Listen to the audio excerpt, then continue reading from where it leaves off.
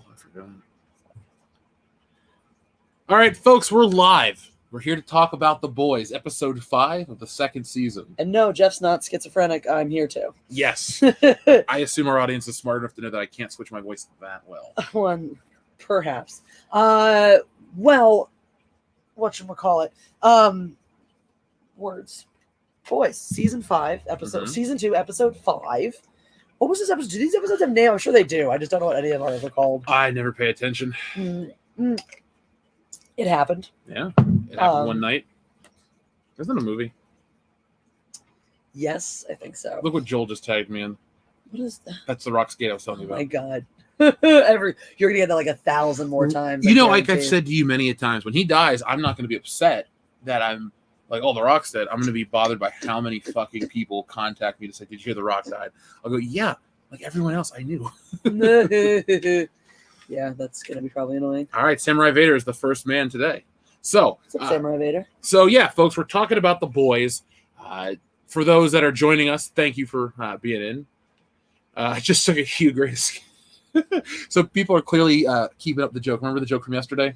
Which one? Hold on, I'll put it on screen for those who want to. Oh, yep. The poop titles. It caught on. Hooray. Yeah. Well, the one thing I do to get myself notes is I send them to my mom's messenger because she does not know how to use Facebook.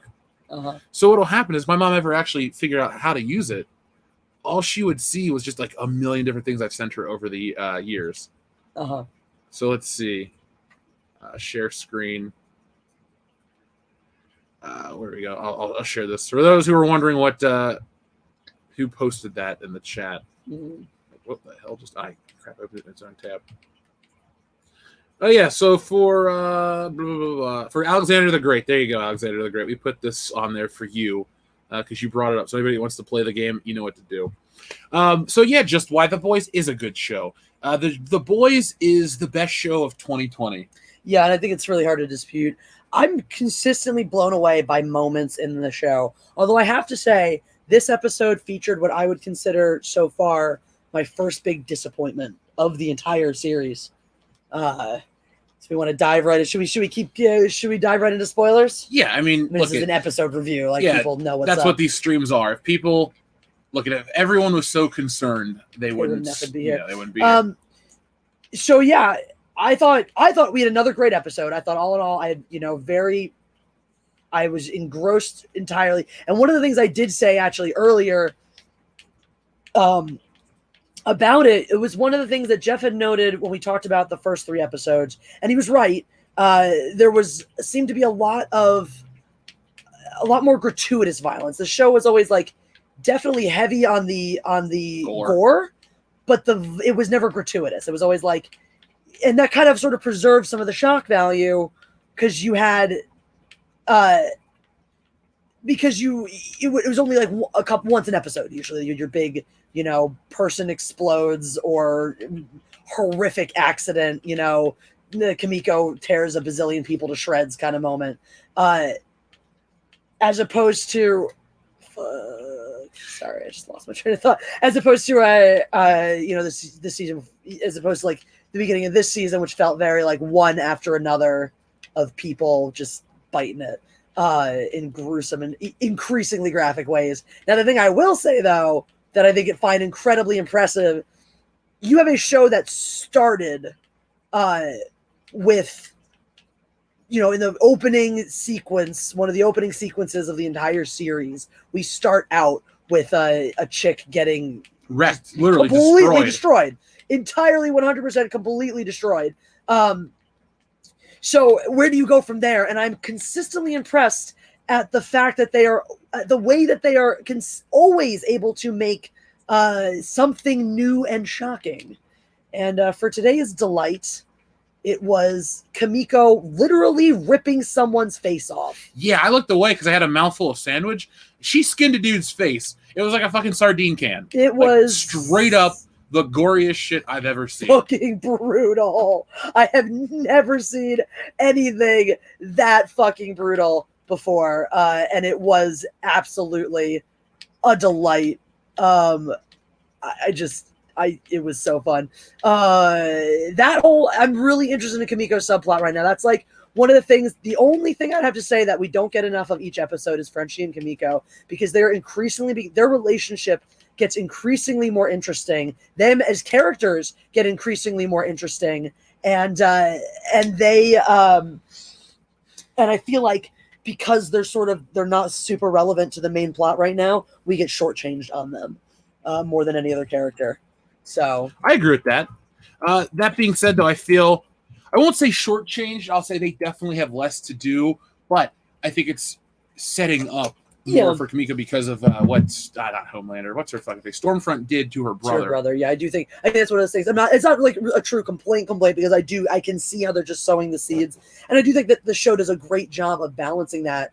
And realistically, I mean, I can't even phrase on the show for so many of the elements and the technical story elements right now, because you really, last season you had the boys and you had the soups, and that was pretty much it. And when it came to the soups, you broke it down a little bit more, and you had, Huey and Starlight's relationship, and we saw a little bit into the deep and a little bit into Maeve's life and a little bit, but mostly Homelander. And A-Train. Actually, A-Train was a huge part of the first season. Oh God, he was one of the, because he killed Huey's girlfriend. Of course. So as A-Train and Homelander were like, but you really weren't following too many different threads at once. This show keeps like splitting into more. Like every time now, it's like, okay, so we've got Starlight, going on road trips with them. We got Butcher off on his own. We've got fucking Frenchie and Kimiko on their own little journey now. The other guys are back together, but Frenchie and Kimiko are off on one. And Maeve, we're diving more into her story now. Her story's getting threaded in with the deep story, which I think is really cool. And I'm interested because we know A-Train's not just going to fade away. So I'm really interested because his arc is done as of right now. As of this episode, A-Train's arc is over. His entire story is done. So, but I don't think they're just going to write him out of the show. No. Now, lesbian progressive scene hit the nail on the head. Be gay, but stick with normal gender roles. So one of the themes of this season has been the Homelander's on a bender, and I love it. He actually sounded drunk when he talked to those people. He did. Right, that scene out of Superman 3. But when he outed Queen Maeve the way he did, I think it opened an interesting can of worms, because you get to see, here's the thing about the boys that I think a lot of people aren't hip enough to right now. I won't say slick enough, because that's fair. That's not fair. That's challenging their intelligence, but they're not hip to it, because the boys pokes fun at everything that we make fun of in the fandom menace. They make fun of all the wokeness. They make fun of all the diversity. Maeve the Brave. I mean, how many people in our fucking sphere do we see stunning and brave used in an ironic sense? A lot, almost daily. You see that shit. This show is it tapped into all these points, and they even have a video now. I haven't watched it yet because I just saw the link a second ago. You remember how they were getting review bombed? Yeah. Fucking Homelander. They made a response video with Homelander. Oh my God. The show is so epic. It knows what it's doing. Yes. It fucking knows what it's doing. It's pretty great. And I love that. And like it's that's something I think it's so absurd. People want to sit, the people who've been trying to claim that the season is going woke. This season is parodying wokeness to the nth degree. Yeah. It is so on point with calling out exactly that, the corporate lip service, the corporate virtue signaling that goes on with these companies that is 100% disingenuous and has nothing to do with actual progressive values or anything like that they're trying to peddle to you. And I'm like, they could not have been more spot on with the way they're doing this. It's so brilliant. It really is. But that, you were talking about Homelander and his bender, that brings me to the what I mentioned earlier. The only thing about the show that has disappointed me so far, when it turned out that him fucking losing it and lasering that entire crowd and just going full genocide, when that was just his own, wishful thinking, I was disappointed. I was like, I wish the show had the balls to go full Dark Superman. Full just fuck them up. And then we talked about too, like, you have an option here to use this the body from the last time. You could have made it a cover somebody. You could have killed him and reinvented yourself as somebody new. Like, there are so many.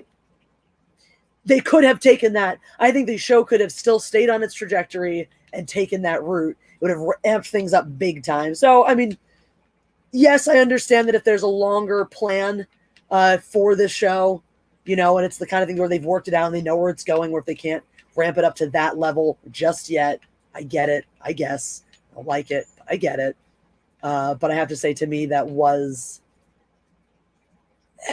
because it's a cheat, it acknowledges that we as the audience are looking for that that release, we want that release that he's looking for, because it's cathartic for us too, watching a character bottle shit up and then just explode.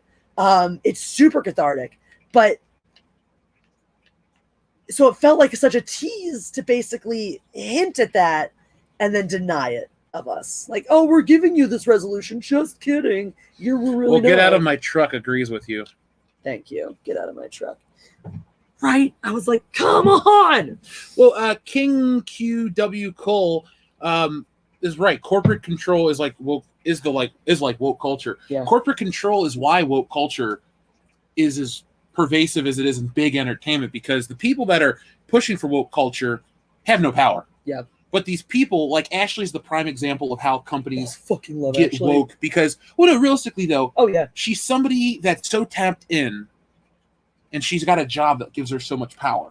Yeah. A lot of people, like, let's say she was still the assistant, like she was in the first season. Let's say she has a very, strong online presence, as this and that, and, involved in all these things. Yeah. She could, that's how I think a lot of that stuff gets into the corporate culture these days, is you have, you have your media manager basically who ends up, and that's actually, you see a lot of what you see a lot now, and I think it's true, I think it's just corporate structure. You see a lot of these media managers getting promoted into much more mainstream managerial positions because they're tapped into something that the company needs but doesn't otherwise have, and they put a lot of value into that, and then they end up putting too much value into that and giving that person way too much control. And then so suddenly, because that's all they know, that's the only job they know how to do, suddenly every part of their job becomes about that, even though their position doesn't really require that or ask for that. And that, I think, is one of the is where that happens, where that's just sort of slips in. It does. And so, let's talk a little bit about, our favorite moments of the episode. Now, I know somebody asked about, do we know about the Black Noir spoiler? We're not reading spoilers, nor are we reading the comic book. Neither is Anna, neither has Cecil. Anna is reading the comics a little bit. So she is the one who does have some spoil. She said she knows who Black Noir is. She's not going to spoil it for us. Okay, good. So Cecil isn't. Cecil pointedly isn't because of the show. And well, look, instead of getting into that, let me preface this question, or let me add a question in that I think is probably the most important one for me. Can Marvel compete with this show? In terms of their own television? Quality. I mean, what I love is the show is already parodying them. That's what I'm saying. Like, I don't think Marvel... Like, what do you have to offer now? Yeah, there's nothing Marvel's bringing to the table. The fucking main story's dead, or over. Iron Man's dead. I don't give a shit about anyone else outside of Thor and Captain America. And Captain America's retired. And I really don't want to watch Thor and Natalie Portman again, because I think she's a fucking albatross around that franchise's neck. Jane Foster is not that interesting. If I was in control of Thor, I would have kept Lady Sif around. Yeah. I know Jamie Alexander she had that TV show and she couldn't do whatever, but I think that love triangle that they were setting up, or they did set up in part 2, how she was jealous of Jane Foster. I thought that was an interesting dynamic. I don't like where Thor is anymore. Like, I'm not as interested. You're not invested in Fat Thor going hang out with the Guardians? I'm not invested in that. I'm also not invested in the people that fucking make these movies anymore. Taika Waititi's fine. You're not this genius. You're like, we brought up the humor with the boys. Could you say again what you said at the end of the credits when you're talking about the setups and the jokes and this? Like, absolutely. So that was something that was so striking to me. The Boys is such a funny show, but if you want to go back and look, what are the funny moments? What are it's not like Marvel where you're like, oh, that line, it's so funny. There aren't any. There's nothing standout, clever, or jokey in the lines that they're writing. The writers understand how to use comedy specifically for a visual medium. So instead of like writing a joke like the Marvel writers all do, they write a situation, and they already have good solid characters. They put this character in that situation, and their reaction is funny. Some of the funniest moments in the show are just when Butcher swears because of the situation and the way how it's either usually this like very casually abusive language, like it's like heavily abusive language, delivered in a very casual way, or like a way overreaction, to what something is.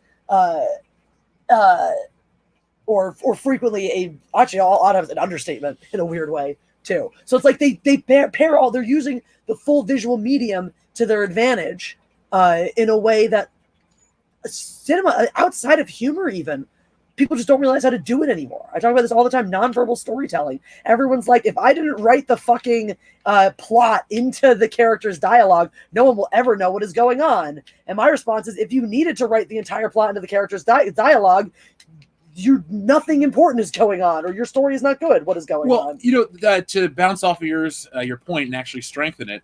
So I was watching the deleted scenes off Beverly Hills Cop's Blu-ray, right? Yeah. They have all these exposition scenes. Yeah. And thinking to myself, oh my God, they have deleted scenes from Beverly Hills Cop. I can't wait to see them. I am so glad they got rid of those because they're so useless. They talk about storytelling that you don't really need everything laid out for at times. Yeah. That movie had so much of it. And then, to see what they were going to go with. So I think that's where a lot of the Marvel stuff falls because it's trying to, outside of trying to be, interconnected and stuff, I think they flipped the script midway through. Especially, I say this all the time, with the change of the Guardians of the Galaxy and the success of that, they definitely went the more comedic route. Yeah. And I don't think they thought the jokes out as much as they thought out the action, the story, and the interconnected nature, because a joke is funny. A great joke is funny forever, but after a while, even great jokes lose their punch. Yeah. The America's Ass joke, I'm over it.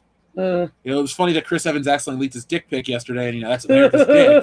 You can reference that, but there are certain Avengers jokes that are timeless. I understood that reference, or I failed to see how it's a party, or there's tons of. This is a party. I love that. That's line a great so line. much. Her delivery's spot on for that. She's fucking funny. It's so with her character too, because you forget. I mean, we're so used to Scarlett Johansson being this actress is so full of life and whatnot. You forget just how kind of deadpan and austere that character is.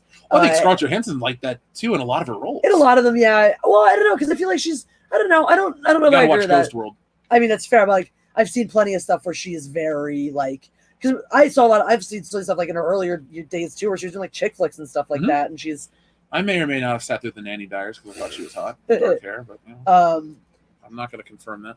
So yeah, but just that kind of deadpan. Yeah, it was fun for her character. But yeah, I think the boys really, it just understands. It has that intelligence. It's writers. They're the boys' writers. That's the writing room you want. Fucking Netflix was all falling all over themselves to give Benioff and Weiss money after Game of Thrones. You want the fucking boys' writers. These guys. Kripke and our crew. Yeah, I mean, look, that's something, and I think that goes back to what we were talking about last week with Eric Kripke and Supernatural, is clearly this is someone who understands the left and the right and has no problem parodying both sides and has done that consistently through Supernatural. I think does such a good job. Why it looks so good now, what we're so used to with political commentary is people so obviously lampooning the other side, but coming from a place where they really don't get it. They don't understand why those people think those things they do or what that purpose is. And it's only it becomes very shallow and very stale very quickly because it's the same shit over and over again. That's one of the things that frustrates me, even with this community sometimes, not the listener, but some people, when they want to talk about SJWs, they talk a lot about they say things that are not consistent with how anybody that I know has ever why can't I keep losing my threads? Whatchamacallit? Candy bar, delicious. You got it, dude. Yeah, so it's just they're saying these SJWs all do these things. I'm that I've actually unfortunately met a lot of SJWs, and no, that's not a thing they do. And they're it seems like you're acting like an SJW. I'm no, that's not how they act. Actually, I happen to unfortunately have, like I said, went to college with a bunch of them, had that experience. That's not actually how they act. I always ignored those types of people in college because I'm why are you weird? Yeah, see, I didn't have that luxury. Your college was a gajillion people. Yeah. Mine was not even 700. Yeah, well, I mean, if we're talking, 40,000 people on campus on any given day. Yeah.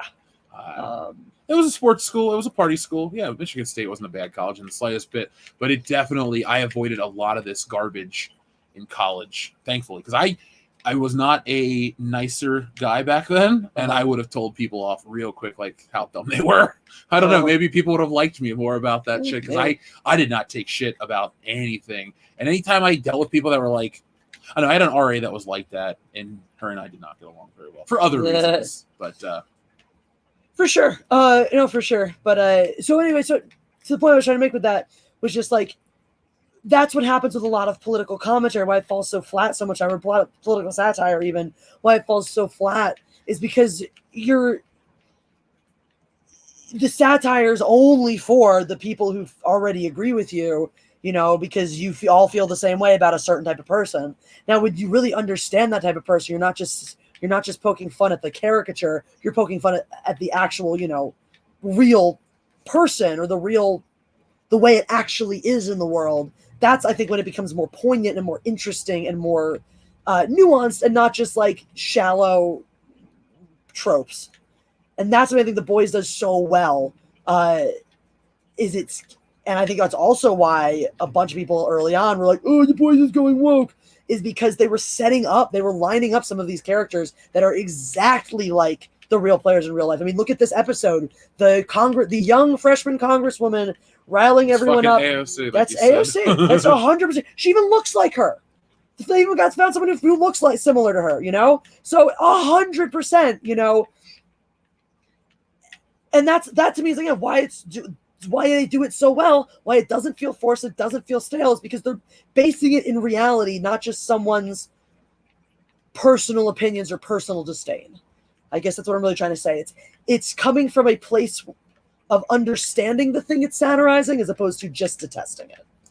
Well, yeah, and on top of that too, I always bring this put up each week because I think there's a misconception in our community of people thinking this is a woke show. This isn't fucking Lovecraft Country. This isn't Star Trek Discovery. Not every genre show, thankfully, is woke. That's why we kind of do this show too, because it's so refreshing to each week have a show that we're excited about. Anna and Cecil as well. We're all excited about The Boys. We go in, we're ready to watch it. We have a great time, and we want to talk about it. It's really, I know a lot of people want to hear us rail on shows. It's the thing that this show does for me is make me hate the MCU so fucking much. Like to the point where I'm kind of getting pissed off, realizing I've wasted 10 years of my life with subpar superheroes. Like, oh yeah, some of the great ones are still great, but a lot of the stupid ones that I've given a pass for, if a fucking 1 hour TV episode has so much more depth and action. Yeah. Honestly, action. This show, I don't know what the budget is, but it has to be pretty damn high because every episode looks great. They don't cut corners anywhere. This isn't like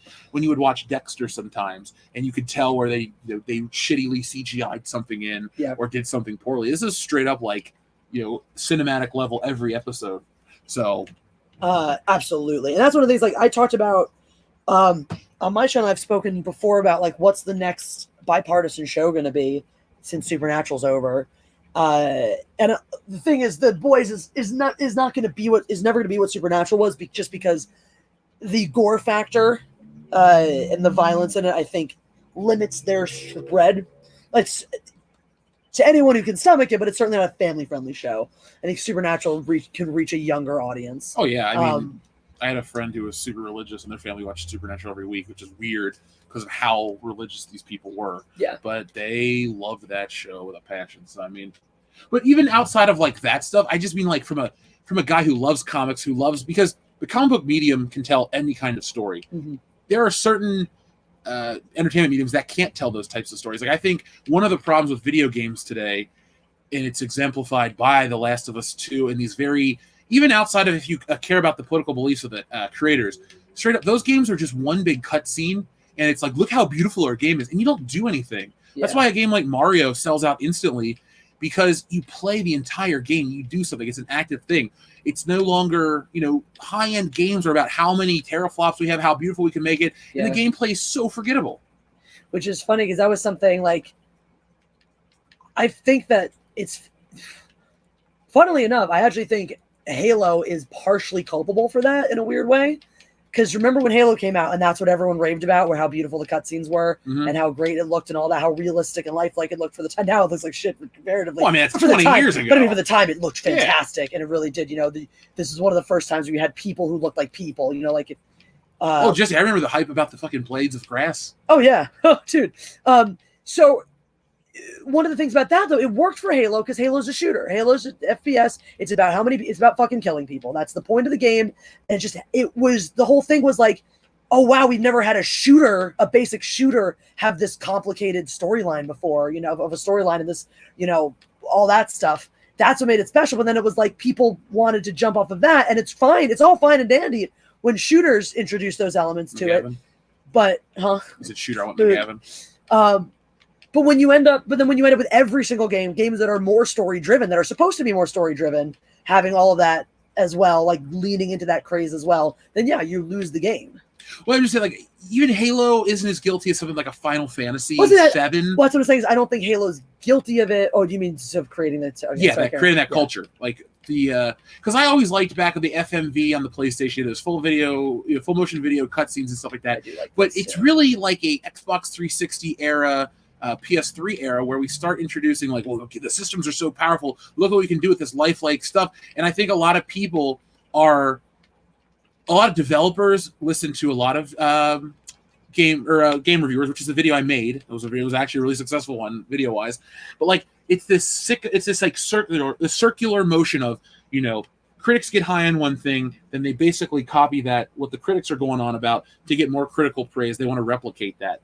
And my complaint is like we're taking away that core experience, the thing that we're doing together. If I want to watch a movie, I'll watch a movie. If I'm here to play the game, I'll play the game. Exactly with you 100%. Yes. People are trying to say that it doesn't take shots at wokeness. I mean, the show definitely is not a woke show at all. I mean, this whole thing. It's like, this is not an opinion thing. This is not up for debate. It's not a woke show, and it satirizes wokeness. They make fun of Disney. Why is there shit called the VCU? Why is there streaming service called VOT Plus? It's called VOT Plus. Oh, they even parodied. Did you miss them parodying the moment that everyone hated from Endgame about the girl power moment? They literally just parodied that straight from fucking Endgame. Are you even awake? I have no patience for this shit anymore. People want to be like, it's not taking shots at woke. It is. It functionally is. You're just. They're just not watching it. They're listening to a couple. Exactly. This is not a matter of opinion. You're just wrong. Like it's functionally there. That's like, that's like saying that Apocalypse Now isn't based on Heart of Darkness. Yeah, it fucking is. Deal with it. But no, like Jose or just a passerby says, it's strange that the show seems to be the opposite of what Kripke said. It's the exact opposite. Seth Rogen and Eric Kripke and these people that are producing the show are pushing for this shit in general, but this show doesn't have it. I don't know if it's a contract agreement or whatever, but it's not in there. I think it's Kripke though. I do think it's Kripke because again, go back to Supernatural. That's something he did very effectively there. That's the only thing people don't understand. Hello? Hello? What have we always asked for? What have we as the community always asked for? Good stories. We've asked for good stories, and we've asked for people to keep their politics out of their work. I don't give a shit what Eric Kripke runs around spouting in his public appearances or what he talks about wanting in life and whatnot. I'm not going to listen to it if I don't agree with it. I'm gonna effing watch what he does. And he may be woke in his personal life. That may be the life he leads and the shit he does. And that's all fine. But the fact is, he does not create woke content. He creates very good, very digestible, very fun to watch content. And if you are not watching it because of Eric Kripke's personal politics, then how is that different than the woke people wanting to inject their politics into everything? I think it's the flip side of Star Wars where everyone was like, beforehand, nobody wanted to see it. Yeah. They had to have something as bad as The Last Jedi to see it for themselves. I think this is one of the situations where you have to see it for yourselves, because after you watch the alt-right lady that everyone thinks is this feminazi, get it all with Homelander and shit. It's so fun. Every week this show outdoes itself for like some crazy moment. Last week Homelander sucking his own dick almost. This week, the sex scene between he and Stormfront, that Dream On by Aerosmith. That was insane. That was hysterical. Dude, it was so wild. Yeah, it was. It's nice to have something to look forward to each week. Now, I would prefer to have it all at once and have been through the entire show and moved on to, focus on Halloween. But, whatever. I guess they don't want to compete with The Mandalorian. Weirdly though, like honestly, as I was very much in the camp of fuck you guys, why can't I have it all right now? Having this time to wait has actually made me kind of appreciate the way they did it this way. Anna's here. What's up, Anna? Anna! Oh, can you guys hear me now? Yeah. Yes. Okay, cool. I was like saying hi, and I don't think you guys could hear me. No, I heard some chip choppiness and then nothing. But yes. Okay. Oh my gosh, what the? Dude! I was not expecting that shit. Oh my god.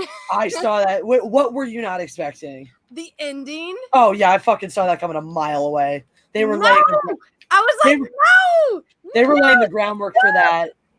I was surprised it happened this episode, but like by their first interaction of this episode, I was like, oh fuck, these guys are gonna bang. You know, I wasn't. Okay. I've been drinking very heavily. Good. Delightful. So no, my hand started hurting really bad from drawing so much, and I was like, God, what can I do? I don't want to take like, a Tylenol because I'll fall asleep. So like, let me have a couple drinks, and that usually helps. And I was watching this episode, and I was just downing. I didn't realize how much I drank, and so at the end of the episode, I'm like, is this really happening, or am I this hammered? Confirmed. Anna substitutes painkillers with alcohol. Yeah. Oh my gosh. Just don't mix it. Yeah. Oh, the part where the part where I was like, I don't know if I'm this hammered was when he starts lasering people. I was like, Dude. whoa. That's what I was just saying. That was so far my only letdown in this series so far has been the fact that wasn't real. I wanted that to be. Dude, you just fucked yourself over so hard, and then it wasn't real, and I was like, oh, I kind of wish it was. Right. I wanted it to be real so badly. Same. Oh my god. Dude, the shit went down in this episode. Who do you guys think was the person? Grove. Because when she hacked into her computer, it kept saying Grove. Yeah, I didn't get I thought it was something to do with the old lady in the picture. Maybe she's taking care of some lady, and the boys are going to use that lady as leverage against Stormfront, because maybe that's her only human connection. Or the mom. She has a mom. Well, remember she says she has a family. Yeah, she talked to her uncle. Yeah. Well, she mentioned her mom. She says her mom's name. That's how she knew the password. Oh yeah, Adele. Adele. Yeah. So yeah. So I wouldn't be surprised if this Adele person, whether it's a real mom or not, whether there is. Yeah, I think you're onto something with that. That there's someone she cares about. That. And I think we haven't seen anything. I think Stardust might have. I don't know if she had time to send Starlight. To Starlight, fucking whatever. Starbright for Star You See Tonight. Starlight. She's the person. Annie. There you go. Annie. Annie, are you okay? Are you okay? Did you guys like the Aerosmith action at the end? I did. It was interesting also to see Homelander get a face full of Bush. Stormfront Bush. It was a unique.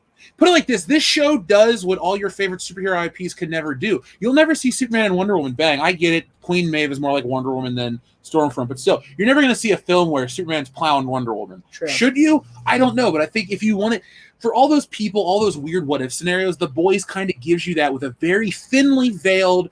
Like, they're clearly the Justice League. I mean, they even talk about J.J. Abrams, Joss Whedon doing rewrites on the movie. Yes. I mean, it makes fun of every fucking thing. Every piece of like superhero popular culture is referenced in this show. It makes fun of streaming services. It makes fun of the wokeness. It makes fun of for anyone that says this show is woke, it shows you how Queen Maeve is bisexual and her girlfriend is gay, but they don't care. They are the corporate entities that be, the powers that be, are only worried about them spinning it a certain way. They look at, and this is how Disney does their shit. Like, that's why I don't get, like, for everyone that's part of this community that hates what Disney did to the Star Wars trilogy, this is literally an inside look at how Disney operates with their fucking business practices. They're a big, faceless corporate entity. That's why each and every week I laugh when, Disney parks aren't opening this week, or, Mulan's not bringing in the money they thought they were, because they're an evil entertainment corporation, and this show, VOT is essentially them. Exactly. I know people, Garth Ennis said it's representative of this. Well, this version of the show is straight up Disney. Like, down to Disney Plus, VCU, all of that shit. It makes fun of everything you guys hate about popular culture right now. It makes fun of it. And that's the thing. That's what it does so well. That I think it does so well that we call out all the time is how these companies aren't really woke. It's all just fucking lip service for branding and imagery and whatnot. And this show just calls that out. It just hammers that point, and I fucking love that it does that. Well, remember, that to me was such a commentary on exactly what we were talking about too, about this need to be like out and proud, for need to not even be out and proud, this need to force people to be out and proud, and how it's actually more oppressive than people choosing to live in secret. If she wants to keep her identity a secret, that's her fucking prerogative. And to me, it just spoke so clearly to this business of wanting to like out actors because they have to be gay to play these roles. So, yes. But remember what you were saying earlier too about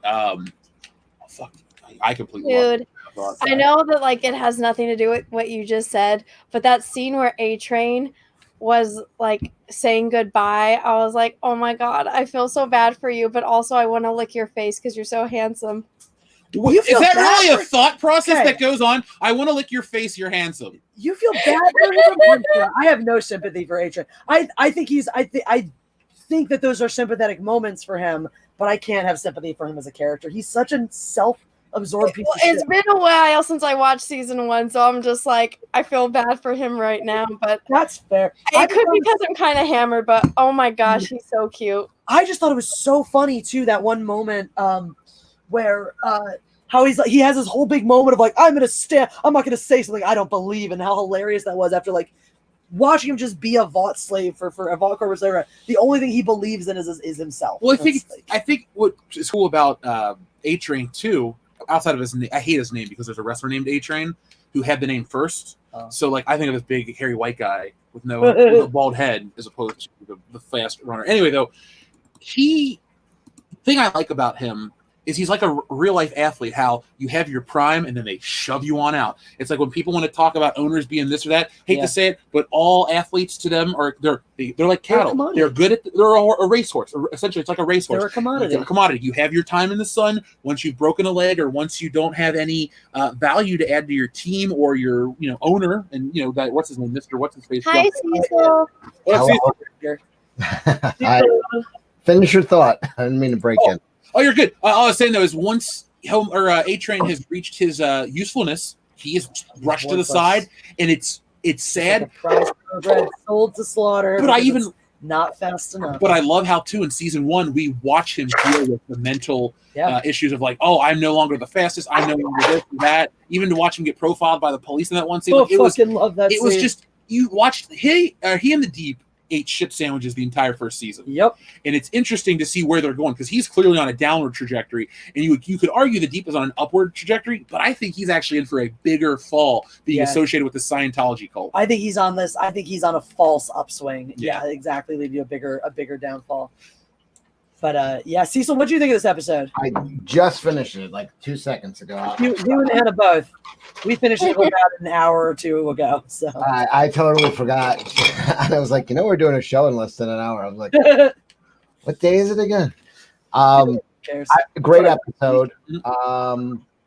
I'll start with the ender, I guess. Are you guys going through it at a no, we're bouncing around like we always do. So okay. Whatever makes you happy. Yes, she's the Stormfront is going to be the perfect mommy replacement. Oh yeah, because that's all he ever wanted from that woman, from the other woman. Which is but he knew it was pretend because she wasn't like a little boy is afraid of his mother because she's still more powerful than him. Now, he had to pretend that he was a baby with her. Now, do you guys?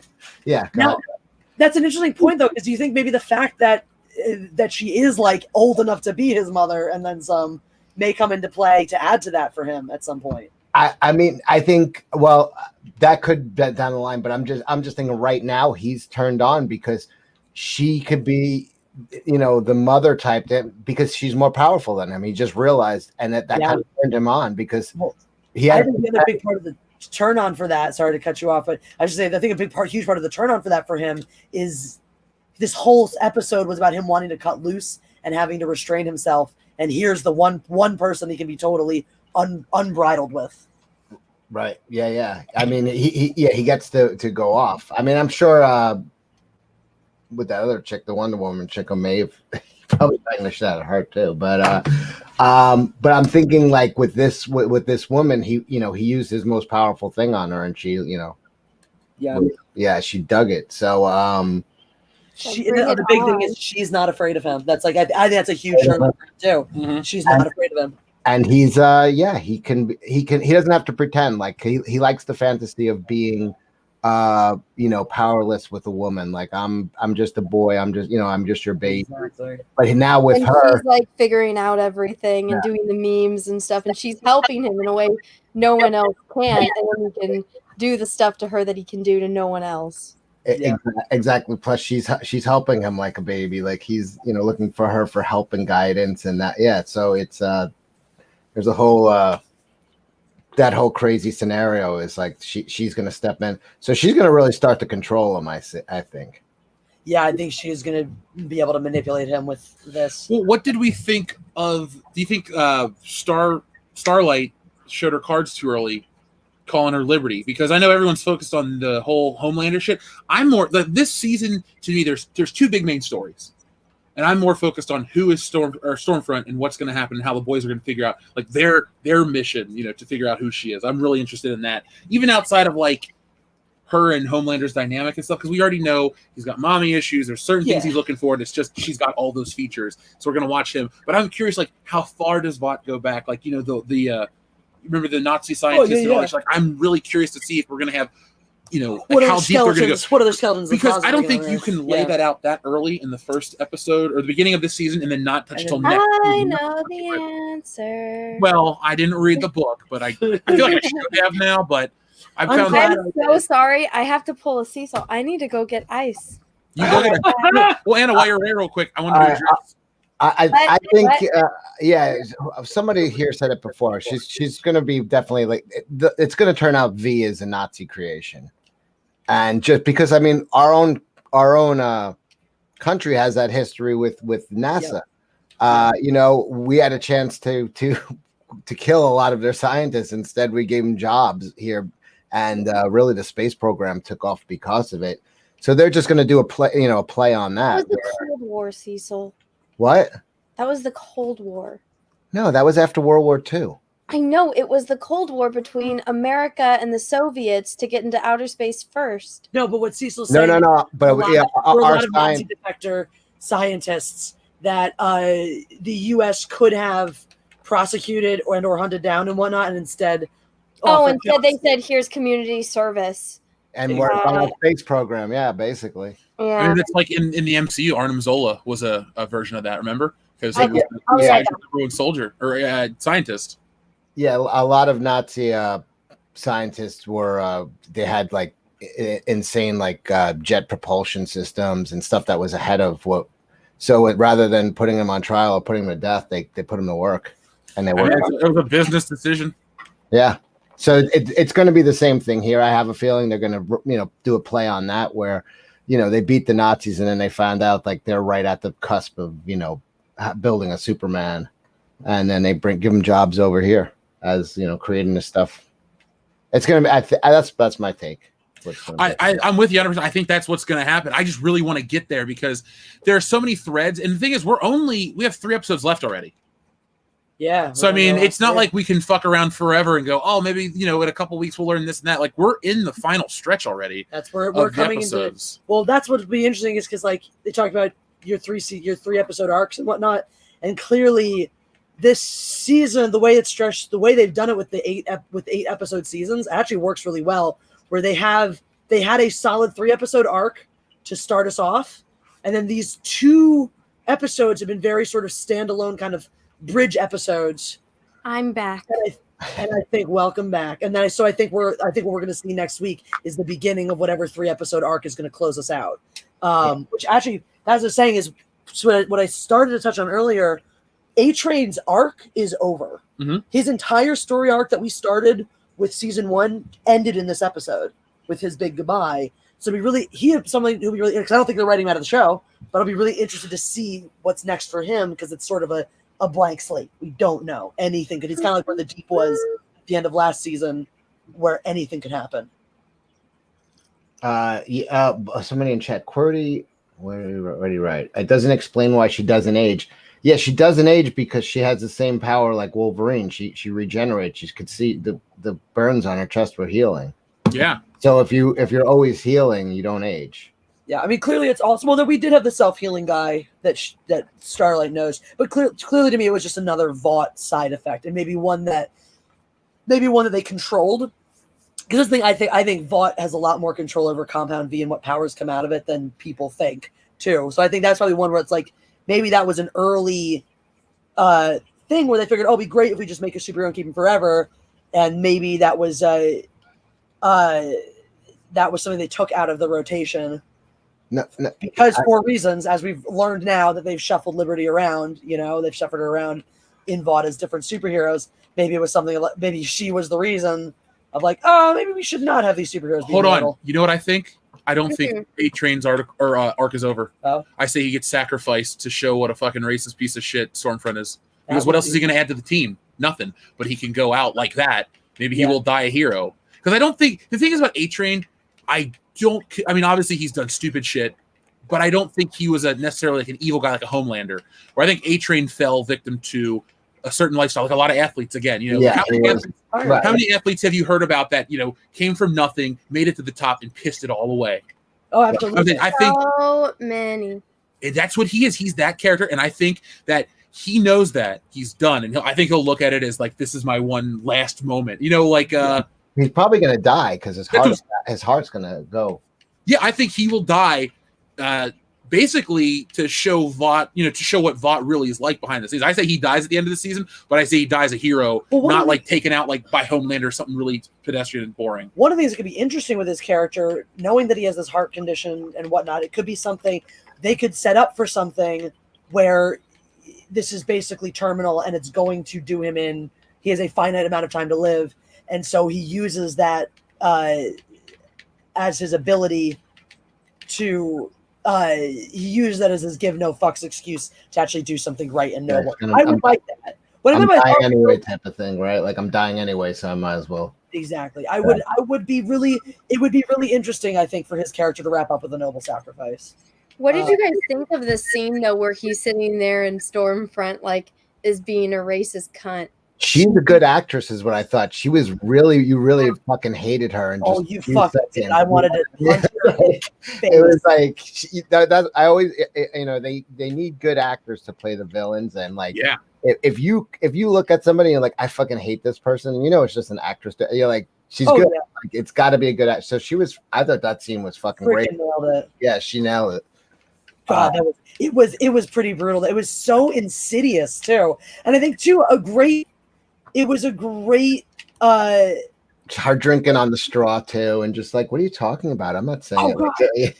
And what made it so good too is like we're so annoying. Refreshing is we're so used to very caricature depictions of racism right now in the media. Mm-hmm. So to see a very subtle and insidious one that actually reflects what racism usually looks like today. Now, no one comes out and fucking says, I hate you because you're black. They'll make some subtle, some snide comments. And if you try to call them on it on face value, they go, oh, me racist? No, I don't have a racist bone in my body. I'm looking forward to watching her get her comeuppance. Like that is the sign of a great villain. Right. Yeah. Every once in a while, there's a great villain that you hate to see go, like a Loki or a Hans Gruber. Like, I know Hans Gruber has to die for the story of Die Hard to be what it is. Joffrey was my guy.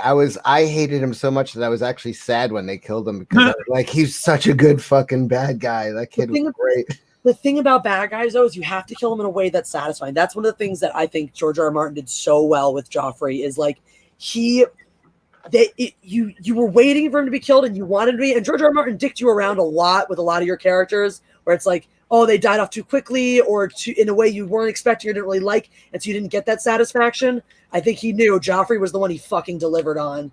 And I hope that this show does the same thing with Stormfront. Because she's the one now, like, even more than Homelander. So Homelander, I'm over wanting to watch him get... I don't want to watch him get killed anymore the way I want to watch Stormfront get, like, ripped to shreds. And I also don't want to watch him fall apart slowly. I'm over I like to watch him self-destruct a little bit, but I'm with you though. I don't want to see him go out the same way. I want to watch him burn out in some way. I want to watch him, eventually or now this season. Not this season. Eventually, like I want to eventually. I don't want him to have a happy ending. Oh, nor do I. But I'm not rooting for his demise viscerally the way I am for Fronts. You know what I was thinking about? Because it's funny you brought up Game of Thrones. I was just like, I really hope that somehow Peter Dinklage can be a character in the show and have him give an amazing performance alongside the guy that plays Homelander. Because could you imagine them both in a scene together, giving it their all? It would be so fucking good. That would be really interesting to watch. That dude is such a great actor that plays Homelander, Anthony Starr. You know who's not even top billed in this show? Really? Yeah, Carl Urban, then the guy that plays Huey, and then him. Huh. I mean, I could get Carl Urban; he's the biggest star on the show, but like, yeah, Homelander, the guy that plays him, it does such a great job, and he was on that show. Homelander carries the show. Yeah, Banshee. Banshee was a great fucking show. If no one saw that, dig it up. It's really good. Cool premise. My cousin swears by it. I want to watch. His name like Lucas Good or something. It's like he's like a criminal, and he's going to a small town where his like ex-girlfriend went to live, and he sees the guy that's about to be sheriff of the town. He's showing up. No one knows him. He was hired from across the country. He drove, and the dude gets killed, and then he just goes. He's a crook, but he tells the people like I'm the sheriff, and he becomes the sheriff of a town, and he's like a criminal. It's really good. Sounds kind of fantastic. Now, before we go a little more on the boys, I wanted to address two things real quick because somebody asked a question in the chat. I think it was Greg Masters that asked about the Fandom Menace Mario Kart meetup. We can make that happen. Let me just ask your favorite creators when they're available. It's got to obviously be on a night where there's no regular streams, but yeah, we can make that happen. And what should we call it? What was I going to say? Oh, yeah, Mr. V, thanks for joining the Tony Hawk stream this morning on Twitch. So, yes, we have rebranded. We are officially WCBS Gaming. Check us out on Twitch. We gained actually a good amount of followers right away. So we're trying to get monetized on that platform, and then we'll do more gaming content. I mean, you got to do it like 7 days in a row with at least like 10 people watching all 7 days, which I mean, you'll be fine doing. But then that's how you get like associate, and that's how you can start making money. And then partner means something else, but you have to have like a lot more hours, or just have Jesse be in a bikini and you guys will make partner like that. Yeah, I get that. Yeah, well, we're gonna have two. We're gonna have the WCBS Gaming and the Mindless BS Gaming channel too. So, gold Leia costume. There you go. Yep. I have a question for you, Anna. Since you read the book, because now no, they don't want to know. See, so no, because it's obviously starting to, it's starting to split away from the book pretty quickly because it's split away from the very beginning. Let me finish my thought, please. No, I'm saying in the book, Homelander is a man. So this did they have this sex scene in the book with the man? You know what? They did not. So it's already deviated. Thank you for proving. They've changed a lot of the sex scenes, like Star. But this is bigger than the blonde chick. Had to give head to a bunch of guys instead of just one. The Deep was not the one that did that to her. So I get that. I'm just saying, like, this is a major deviation. No, it's a different sex of a character, and now they're doing things that never happened in the book. It does. Well, okay, they've done that before, but this honestly doesn't, because the power dynamic and the way that they work together is obviously they weren't fucking in the book because it's a male character, but the alliance is still. Okay. That's the character that they changed that everyone is upset about because apparently. What? Well, no, but people complained earlier on about how Stormfront was a man in the book. I think that's the character that people were complaining about. I actually like it better as a woman, but as far as the origins of it, it makes more sense for it to be a man than a woman. But you guys aren't there yet. So, but once you see it. In a few seasons, when you get to find that out, you'll understand why historically it would have made more sense to be a man than a woman. Because I think, and even for what you're saying, Tara, I think that based on what Jesse, Happy Jewish New Year. Oh, thank you. Happy New Year. I don't know what the name of the day is, but Happy Jewish New Year. It's Rosh Hashanah. Rosh Hashanah, it's our Jewish New Year, and so Lashana Tova is how we say it in Hebrew. So Shana Tova to all my people out there. Shana Tova? Shana Tova. In New York, we call it Russia Homa because you have to be home before it gets dark, right? That's right. Exactly. In New York, they probably just close everything down because they're like, the Jews ain't working today, so why should any of the rest of us? That's how my fucking public school was like that because we were such a Jewish neighborhood that the public schools were closed for Rosh Hashanah and Yom Kippur because there was just no point in having school that day. They probably wouldn't have been able to find coverage for all the teachers who would have called out. You know, it's still weird. I didn't meet a single Jewish person until I went to college. A lot of people have the same story. I'm from a very small town. And I even asked my dad, I'm like, are there like, was there ever like a Jewish person that lived in this tiny small town that basically only Portuguese people inhabit? No. And he's like, there was one guy, but he passed away because he got very old. But yeah. And then I remember I was just completely shocked. I remember, Jess, we hung out. And then as I was leaving your apartment the first time, I saw a menorah in your window. I was like, oh my gosh, you're Jewish? And you're like, yeah. And I was like, I had no idea. Anna, neither did I until I met her at Star Wars Celebration because she kept talking about Passover. I'm like, oh. Because we were coming up to it, yeah. First thing I asked you was, is this your real name? And secondly, then you're telling me about, Passover and how you're excited. So tell me more about it. Jeff was like, don't you mean Easter? We did. Was Easter and Passover the same weekend this year? Because we celebrated both. We did. It's always because Jessie always invites me to her Passover, and it's always the same weekend as Easter. And I'm like, I can't. I want to go because I want to see what it's like because I loved that in the Prince of Egypt movie. That was a good movie. But yeah, it is a good movie. One of these days, won't be the same time, and it'll be good. And I can come see because I remember your Hanukkah party was the first Hanukkah party I've ever been to. Yay! Well, it was a fun one. I love my Hanukkah parties. Unfortunately, but actually, maybe we'll do a small one this year with just people that we don't hate. Could we make sure that we have enough latkes that I'm in the picture? I don't think you know latkes actually. I don't think you know how many latkes I usually make. I don't. All I know is that when I moved in here, it smelled like Passover not Passover. It smelled like Hanukkah for like a month earlier. So let me put it this way: is this a fried food one? Yeah. Well, Hanukkah is. Though this one, Rosh Hashanah is sweet foods. Okay. Is apples and honey and round challah to signify the start of a new year and all that stuff. And yay. But yeah. The boys. Yeah. The boys. Judaism. There aren't. Speaking of Judaism, Stormfront. All my shit that I talked about Stormfront definitely. It's coming true. It's interesting. I wonder what she's going to look like without that shaved half of her head. Right. And I wonder if we're going to actually see, what's his name, Giancarlo Esposito's character, pull her out. Like, how they do with the Winter Soldier? Every couple of years, they do the code and all that crap. Yeah. I wonder if they're going to, dust her off. Like, we're going to see a flashback of how she became, she came to the modern era as Stormfront. Yeah.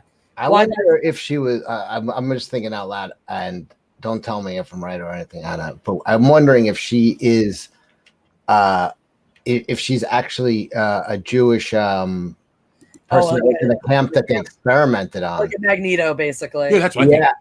Yeah. You know I would be surprised if they go that. The thing is, if they do go that route, because she has that look. She does have that look. The thing is, if they do go that route, though, it is like a little bit of just a rip off of Magneto. So part of me would be like a little disappointed. Well, not necessarily though, because Magneto wasn't them. Experimented on. He was on his way to a concentration camp. And That's he had that true. big moment. Actually, that's fair. I think she would be probably one of the more, you talk about nuanced characters. I think it's so interesting to see how somebody could be like what she was originally and how far she fell. Because we know that Homelander, this pro-rah-rah, go America guy, had this very cold, sterile upbringing. I mean, he talked to the doctor and stuff. In a lab. Yeah, he grew up in a lab. I wonder if there's ever going to be a moment where even Homelander and Stormfront talk about, being raised differently with all these powers, or if she's one of those people because they talked earlier on in the show about trying to give it to older people and it doesn't work. Yeah, if she was maybe like a teenager or something. Let's be honest, if she's a Nazi experimentation, she's a Jewish kid, she's been treated like shit the whole time. So if it ended up not de-aging her, that was the actual age that she was, Yeah, that was the age when she was in the camp right now, exactly. And they were experimenting on men and women, and she was the first one to live through it. And gosh, guys. I feel like a bad person because I keep derailing the conversation. So if somebody was kind enough to go through the Tudor show and find a picture of Henry Cavill's bare ass and share it with me. God, woman. Well, did you die? Like, did you? How are you still alive? I don't even know how you're still here. I'm speechless. Oh my gosh. It probably looks a lot better now too because he's all yoked, but oh my gosh. Well, I'm happy with a guy named Ted White in the chat who sends in our super chat. And he goes, San Dimas football high school rules. Football rules. I fucked it up. San Dimas high school football rules. That's a great All right, and I'm going to play the horn for you because it's an exciting moment for you.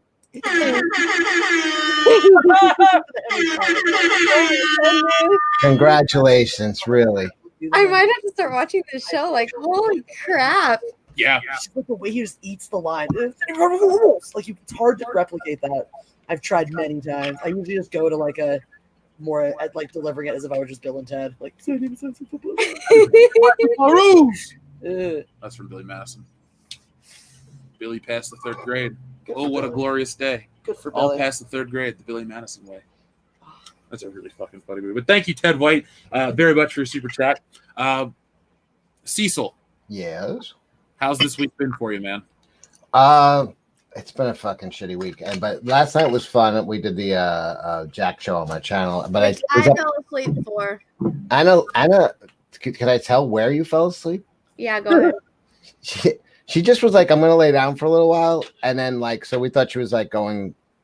She laid down on the floor in her studio, and like woke up like hours later. We thought. Oh, I thought you were going to tell me she laid down somewhere weird. That's pretty normal for Anna. No. Like, so what I did was and there's a couch in the in another room. I just laid down on the floor and I put the microphone next to me on the floor because I had my chair reclined all the way back and I'm like, this isn't comfy enough. So I'm like, the floor looks so comfy. And I laid down and I passed out and then I woke up and I jumped back into the conversation and then I passed back out again. And when I woke up, Peaches was like, what are you doing? He's like, it's 3:30 in the morning. And I was like, what are you doing? And then I looked over and it was just me and Kelsey in the back room.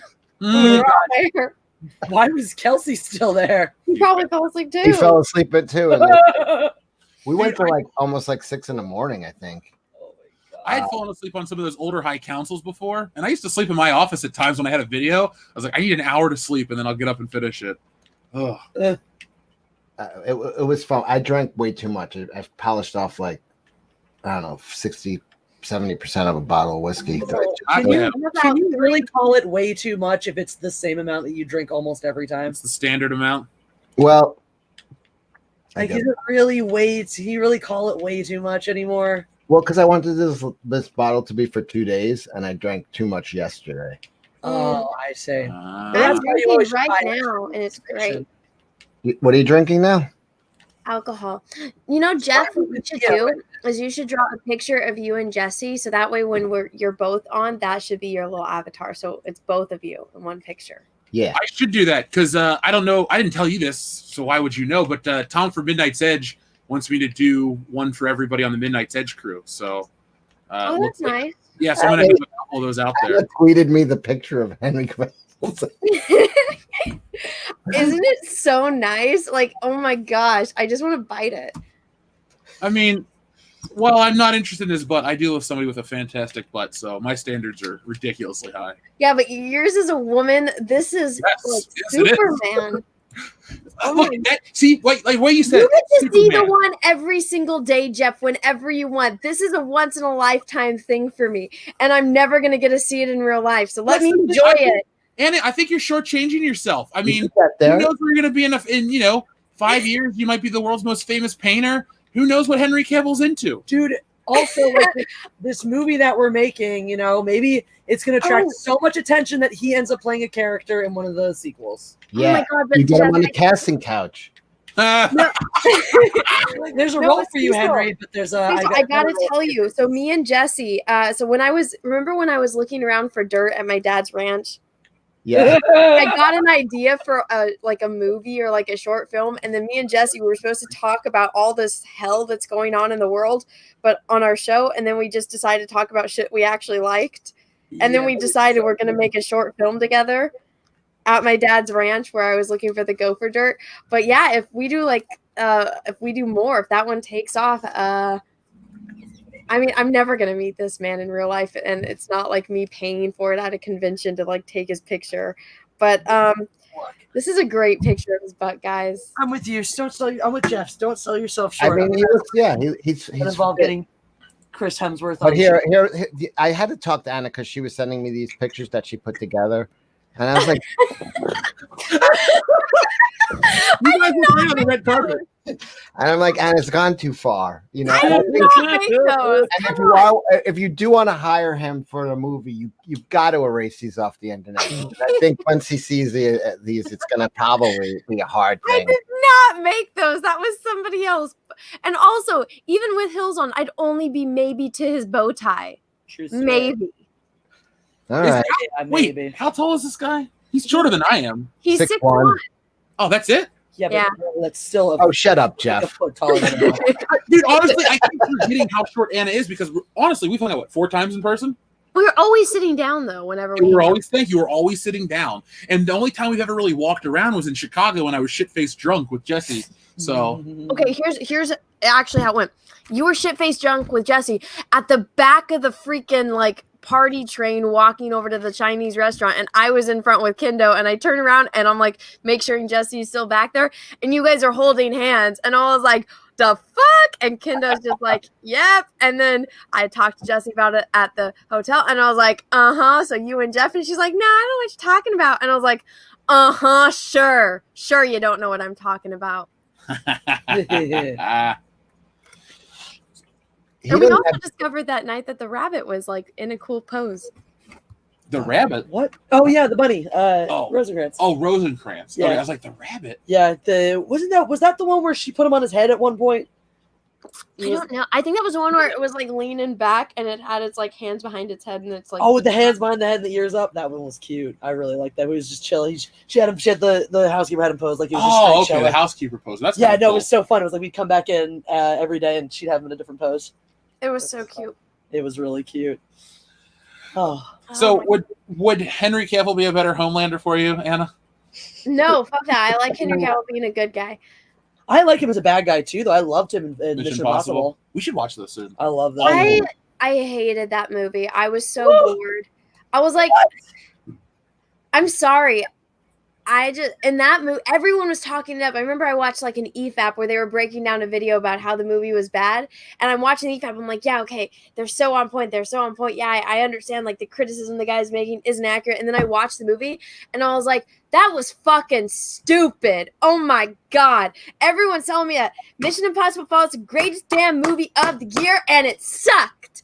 I'm totally changing my mind about that after watching that EFAP. I was like, I thought you guys were right. I thought the criticism was well done. Maybe that person was making stupid points, but watching that movie, so fucking stupid. Fuck that movie. Henry Cavill please don't ever grow a mustache again, dude. You're so handsome. Don't do it. I have a feeling your entire criticism of the film is based on some facial hair. I really do, because that movie's amazing. Actually, that's one of the best of the Mission Impossible movies. That was the best one that I never need to watch him because that movie. Hold on. Did you not see Rogue Nation? I saw one in the theaters with my dad where there's the biggest building in the world in Dubai, and all I remember is the skeleton. Okay, so the thing is, if you didn't see Rogue Nation, though, like that's the thing is I have never seen one all the way through, except for here's the thing, though. Here's the problem. That's why I don't know why you went to see that one first, because I didn't. It was on like Amazon Prime, and I watched it. Oh, I don't know. Well, that's why you made the wrong choice, because Fallout is the first one of all the Mission Impossible. Is actually a direct sequel from the one before it. Everyone else you can watch as a standalone. Okay, well, I'm just saying. Everyone's like talking about how Tom Cruise's character, like he's such a great guy. Yeah, he always looks out for his friends. And I'm like, why are you guys talking about him? Can't he talk for him fucking self? Like, give Tom Cruise a line. I can't believe I'm saying that.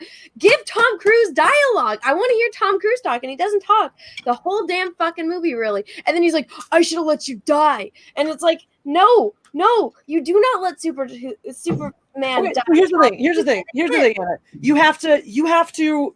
First of all, stop talking about Mission Impossible until you've gone back and seen them, because your criticisms are based on seeing the sixth installment. I know, and I'm totally. Wait, let me finish, woman. Woman, shut the fuck up. Anna's all hopped up on pixie sticks or something. No, I'm hammered. You know what, Jesse? Just for you, I will sit back and I will watch all the damn Mission Impossible movies with you. But I'm just saying that movie, it was so built up, and I knew going into it, I'm like, yeah, I'm watching the like last one that they've made out of a fuck ton. And I was expecting it to be good because I'm like, Tom Cruise, Henry Cavill, Simon Pegg, all these other dudes.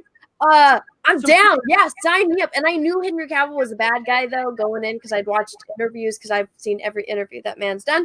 But yeah, I thought it was incredibly boring. And for an action movie to be boring for me, I was very let down.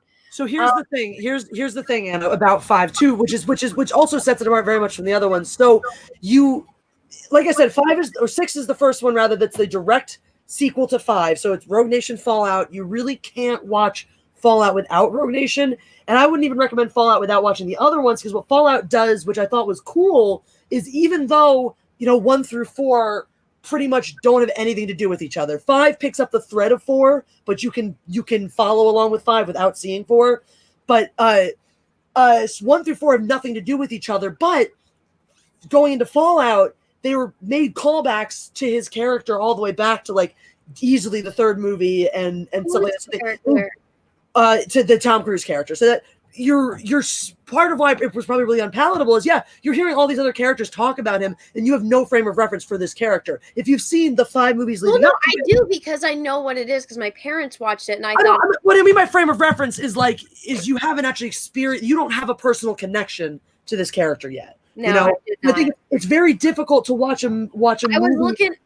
Whenever I see Tom Cruise's face, I'm like, "You're the fucking asshole that made it so Katie Holmes wasn't in The Dark Knight and the other shitty chick was in it. Fuck you." Maggie Gyllenhaal? Yeah. I hated Maggie Gyllenhaal. She sucked.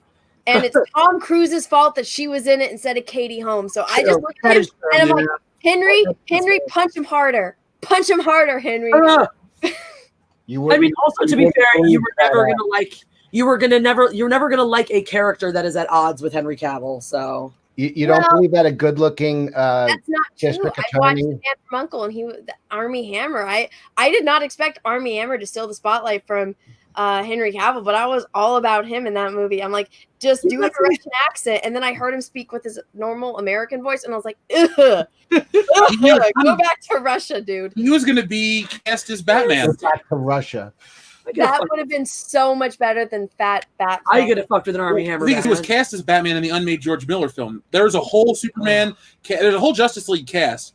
Jay Baruchel was playing Maxwell Lord, which is the character Pedro Pascal's playing in Wonder Woman 84. Like the story behind this film is so interesting, and the fact that they were getting ready to film it, they went home for Christmas break and they couldn't come back because the shit got canceled before they could get back from the break. Like that's the movie. There's suits, there's pre-production, there's everything. The story's out there. It was way better than the Justice League film we fucking got. Yeah, I believe that. So wait, you guys don't believe that Aaron Eckhart and Christian Bale would be fighting over Maggie Gyllenhaal? Dude, I don't believe anyone would fight over Maggie Gyllenhaal. Who is Aaron Eckhart? Two-Face. Two-Face. Oh, that's the actor's name. God, I was like, who the fuck? What movie did you watch? I believe in Aaron Eckhart. All right, so let's use the characters instead of the actors. You don't believe that a good-looking district attorney and a good-looking billionaire would be fighting over that girl? Of course they would. Okay.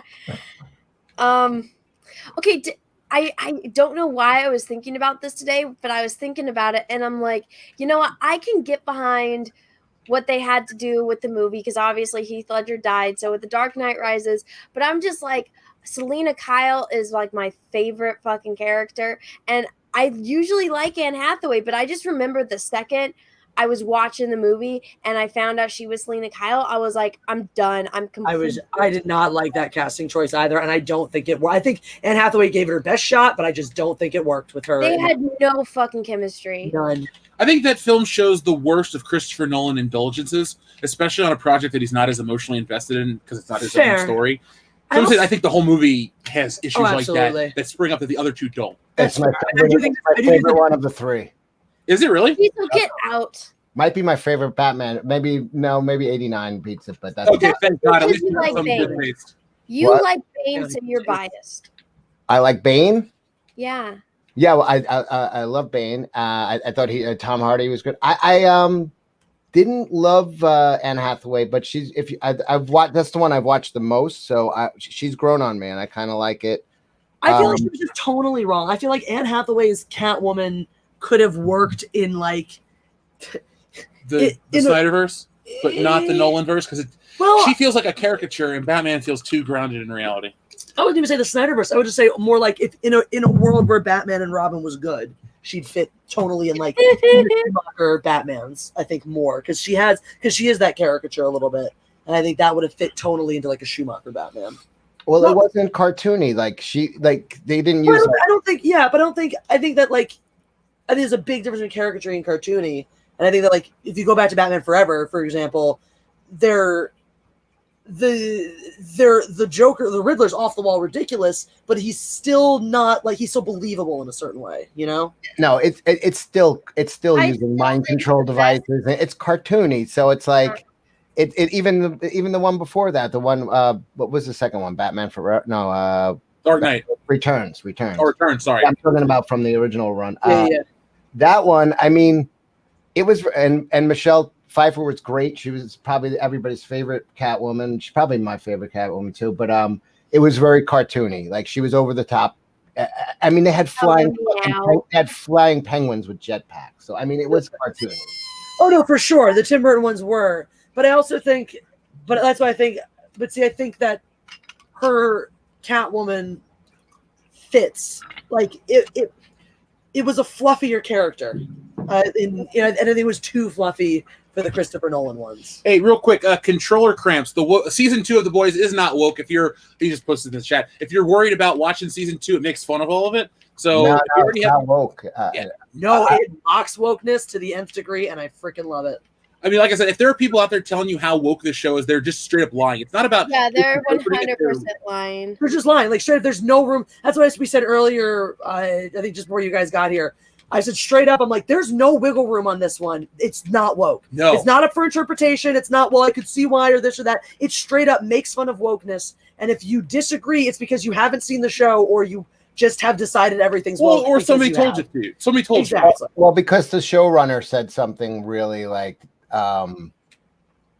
very woke, like a couple weeks before the show came out. He was just like, the most dangerous person you could be near is a white man. And it was just like, why are you saying things like you're running the show? Why are you trying to insult your audience? He was talking about Homelander, though. That's the thing that people don't get is that they miss.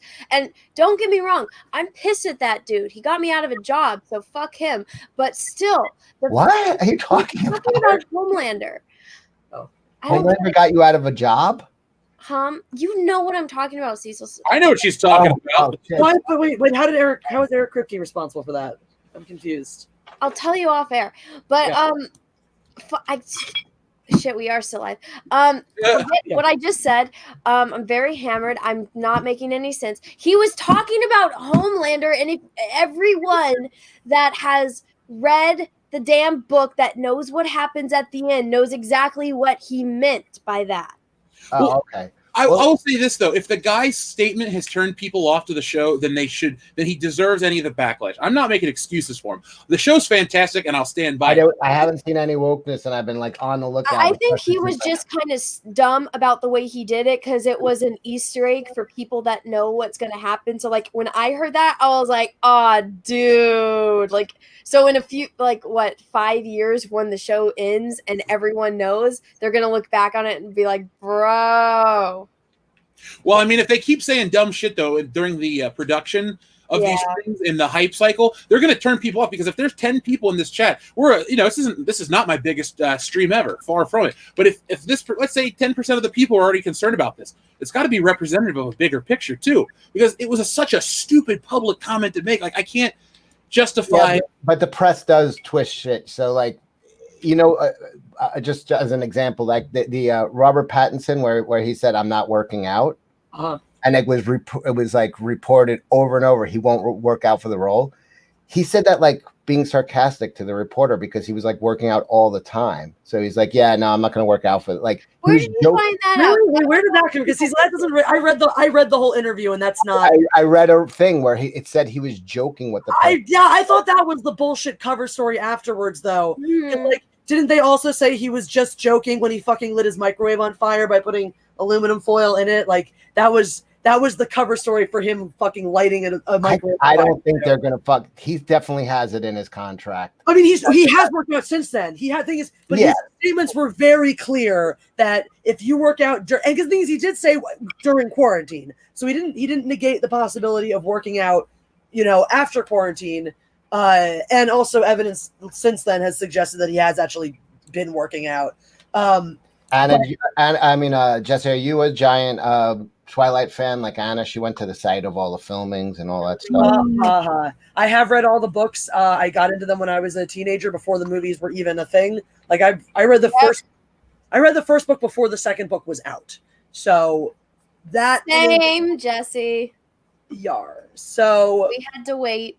No, oh my god, because I had to palate cleanse from Cuties, and so I watched the Twilight movies again. And I remember when they were making such a big deal because Taylor Lautner got in shape, and I was like, oh, he's gonna have his shirt off, he's gonna be so ripped. And I was just looking at him, and I'm like, that dude's fucking weak as hell compared to Henry Cavill and the way the Marvel dude's now. And I'm like, that's what it looks like when you work out without roids, and then Marvel is what it looks like with roids. Men versus boys. Because I was looking at him and I was like, I remember them making the biggest fucking deal about how ripped he got. And I'm looking at him, I'm like, dude, my arms are almost as big as yours. Hey, Anna, have you seen the meme that's going around on Twitter today? It's DC actors with their babies. It's Ben Affleck with his son, Gal Gadot with her daughter, somebody else, and Henry Cavill with his computer. Huh? No, I can't see. Guys, oh my gosh, Jeff, can I share this in a minute and you share my screen? Just go ahead. As long as it's not porn, Ethan style, then we're good to go. No, it's not. As much as I would love to share Henry's ass with the world, it's not porn. Okay. Yeah. Yet. Actually, you know what? It's for me, even though I shared it on Twitter, and it's like, yeah, people might judge me. Okay, you ready? Somebody made this for me, and I screamed. Like, I literally screamed when I saw it, because I was like, oh my god, it's everything I love in one picture. Henry Cavill, Baby Yoda, in bathrobes? Hey, Pixie Sticks, what's in front? Take the banner down for a second. Oh, yeah, hold on. It's a Baby Yoda. It's Henry Cavill in a bathrobe, which means he's not wearing anything underneath if it's my preference. And he's got Pixie Sticks. And he says, come and get some sugar, Anna. Do you know why he did this? Because of the show last night. This was on the show? Where was I? We were talking and you were squeeing. You were like, wee! And we're like, what if Henry Cavill came to the door with Baby Yoda in his arms and they brought you Pixie Sticks? And you were like, ah! I think Anna would have a legitimate heart attack. She just collapse and die. I would. You don't remember that? Were you drunk last night? Oh my! Well, like even look at his face. I'm like, you're so smug. I just want to lick it. What the fuck is happening? I can't think of an actress that I like as much as Anna likes Henry Cavill. I can't. There's nothing in my world that I like as much as Anna likes. Fucking. There's nobody I've looked at and been like, oh, what a face! I want to lick it. I've never even thought like I want to just lick it. I can't say that I have. No, I have licked Jeff's face once or twice, but I can't say it's ever been because of this like overwhelming urge, desire to lick a face. Yeah, it just happens in bed sometimes, But he's random a whole nother level of like, oh my god. So in the face. I do like when we accidentally hurt each other because it's funny. Just how uncoordinated we are at times. We are. It is kind of. Like, oh, you guys are so adorable. Yeah, I didn't mean to elbow Jesse in the forearm or something. Well, I'm just saying, anyone, if there's like a convention that he's at, let me know, especially if they're doing like photo ops. Well, actually, I think I would just die of a heart attack the second I saw him. But shit. I need to go. I wonder how expensive it is though to like take a picture and get an autograph from Henry Cavill. I have a feeling. Look, I'm sure he has a restraining order on you by now. Yeah. I was saying, like, with the following you have, and hell, I'll even back this play if you need like some signal boosting. Like, just tweet at him. Let her, make like a video. The community. That's on Twitter. He's not on Twitter. I actually don't want him to see any of my videos or anything because he's gonna think that I'm the biggest fucking creeper ever. Because you are. Why would you think that? I 100% I wanna am. lick I his just want him to know that. In the past 10 minutes, you said I want to bite his ass and lick his face. That's true. Other way around.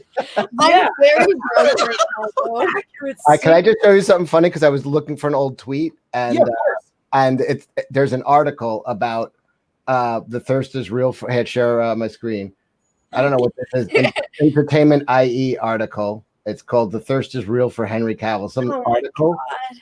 talking about how people are going crazy over, and they have some tweets that people. I had no idea. One of my tweets is in the article. Oh my God, And- really? But look what the tweet is that I wrote. It's I said these leaked photos of Henry Cavill fucking his computer are shocking.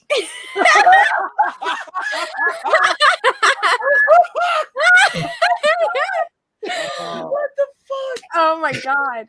But you know what this actually shows you though is like how his man area lines up with the top of a table. Yeah. I've never. So, it's the So thought you're saying if you're ever on a man's table, cock is matching the table height. Like, what the fuck? I'm probably too drunk to be talking. No, keep going, Anna. It's making for great radio. Everyone's loving it. Press 1 in the chat if you love drunk Anna. she's like, what height is your table? Why are you asking me that? She's got a tape measure ready to go. I actually used to carry one in my purse. What the Why? So that way I would know if like especially if I just happened to be at an amusement park if I needed to like get some like new shoes or like put something in my shoes that way I could get on the ride. Anna, you would carry a fucking You're so unique to Anna.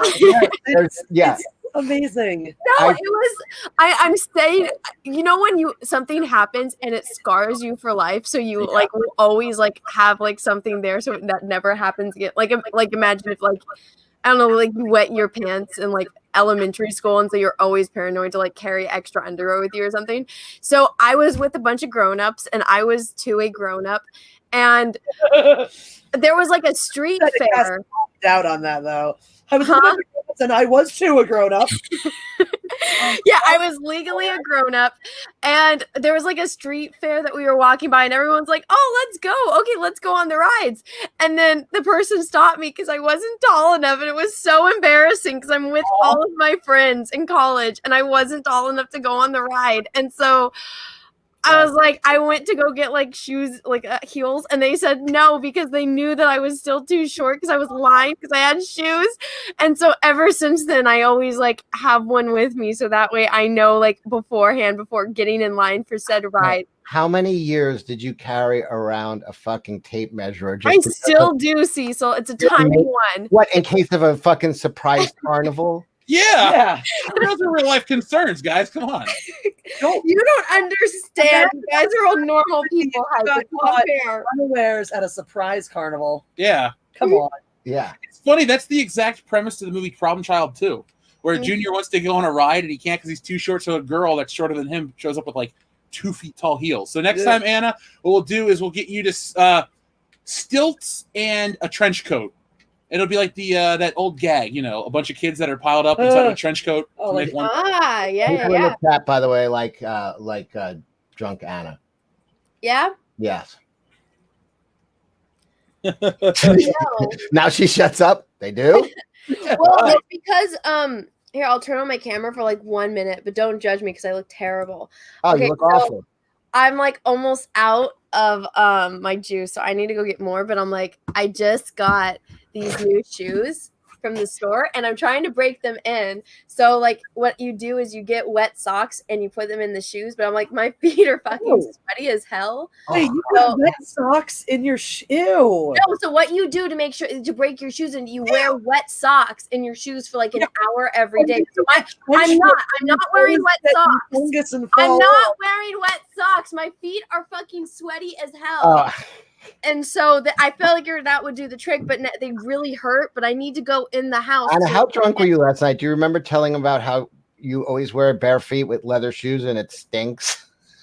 That's not even leather shoes. That's just with regular All right. socks. All right, leave a little mystery for Henry, okay? Don't Okay. let him find these things out on his own. He's never gonna meet me because it's gonna be embarrassing. But I need to go get more alcohols. But I know that you guys were gonna do a short stream, right? Oh yeah, we were actually probably. I was gonna say we were gonna get ready in a little bit to wrap up, just because it is Rosh Hashanah. We are gonna do a sort of a nice dinner and whatnot. But so yeah, if you want to, we can. Either way, if you want to get more, if you want, I don't care. Hit me up on the and we'll see. Maybe we'll do a stream. Okay. Unless you're passing out.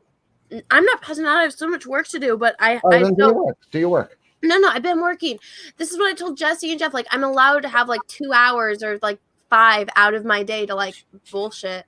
So but Cecil, here's the problem. My hand started hurting, so I was like, I didn't want to take Tylenol because I'd pass out. So I was like, let me have a couple drinks. And then I was watching the show, and as I'm watching it, I'm like, this is so good. And when you just like keep sipping, it's kind of like popcorn. You don't think, oh, I'm gonna eat the entire bucket. Are you trying to explain alcohol to me? Is that what's going on? No, I'm trying to justify my drinking today, but you know what? Fuck it. I'm a grown up. It's a Friday night. I'm allowed to have the alcohols. Yeah. Amen to that. You know who justifies their drinking? People with drinking problems. If you never make apologies, drinking like a month. No. Here's if I want to follow you up. If you never make apologies and you never make excuses, like Cecil, you don't have a problem. You just enjoy your alcohol. That's it. See? That's the thing. Somebody says something else. It says maybe Anna could sit on Henry Cavill's shoulders as they both wear a trench coat and go on the ride. See, the way my head read it was maybe Anna should sit on Henry Cavill's face, and I was like, I like that. Oh my god! I thought that's what you were about to say. Like I thought that's where the sentence was going. All right, we have to stream because you're on fire. Yeah, I kind of don't want to leave. I'm like, we can go for another half an hour. Okay, let me go get my more alcohols, and I'll be right back. Yeah, fucking do it. I don't want to stop. This is hilarious.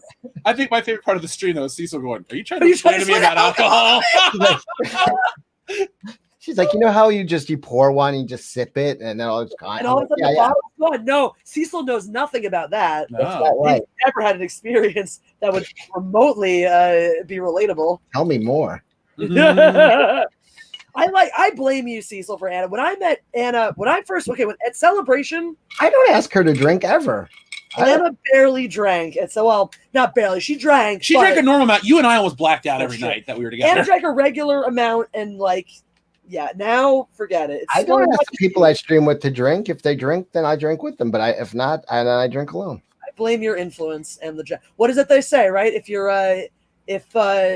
all the people around you are doing something, you're probably doing the same thing. Are you saying monkey see, monkey do, and she's the monkey?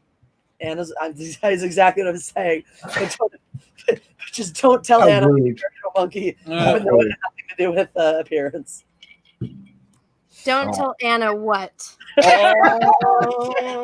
Call it out. You have to go back and listen to the replay, Anna. The problem is I delist these streams instantly because they kill the algorithm. So no, I'll tell you, I don't care. It was just I was saying when you were gone that because we were laughing about that what you had said.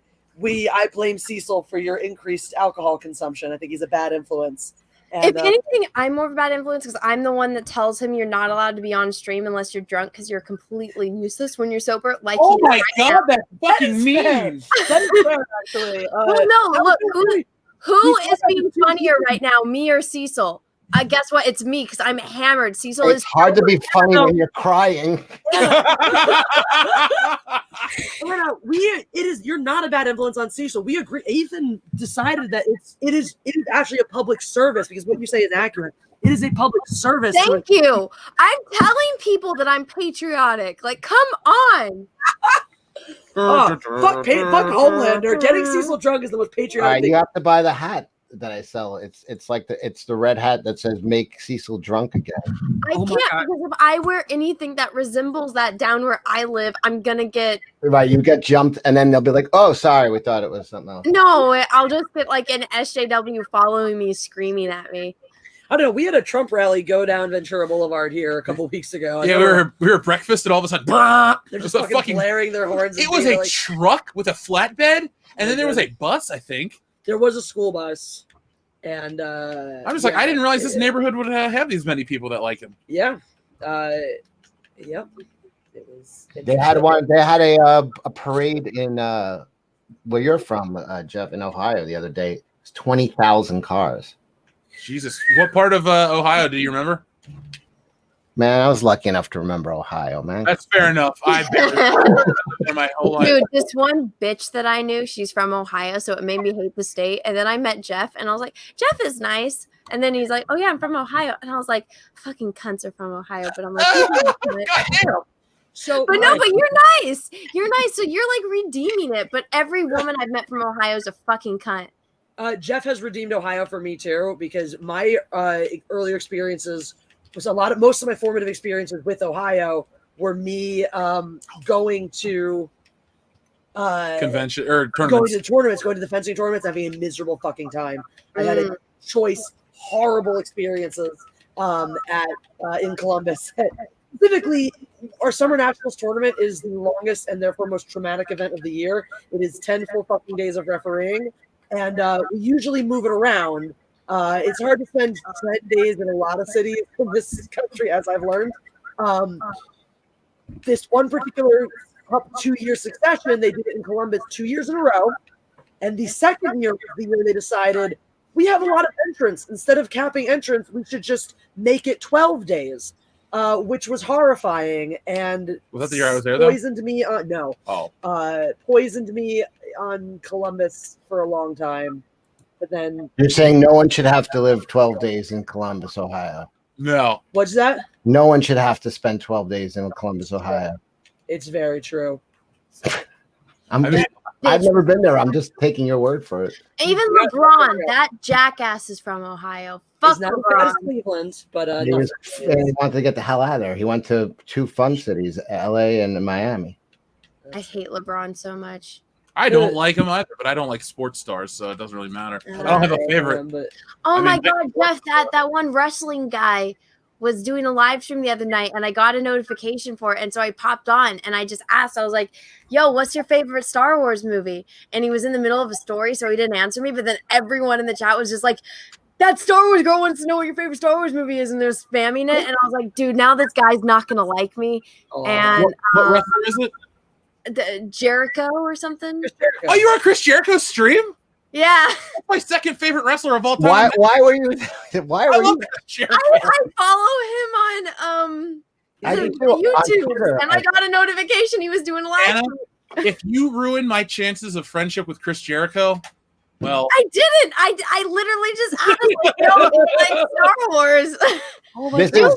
You are so much fun when you're this drunk. Yeah, I love it. You're tons of fun. You should really. I'm telling you, he's got go on his YouTube, ask him to come on the High Council. He'll fucking do. He's got nothing to do. He's stuck inside because of COVID, and he was just Jeff. You would have loved it. He was just rehashing some stories. Oh my God! Everybody, if we can just spam Chris Jericho to appear on the High Council, it'd be the greatest night of my life. Oh my God! Let's fucking do it. Okay, can you just ask him what his favorite Star Wars movie is for me? Sure, you could come on and ask him, say, Chris Jericho, Y2J, the man who beat The Rock and Stone Cold in one single night. What is your favorite Star Wars movie?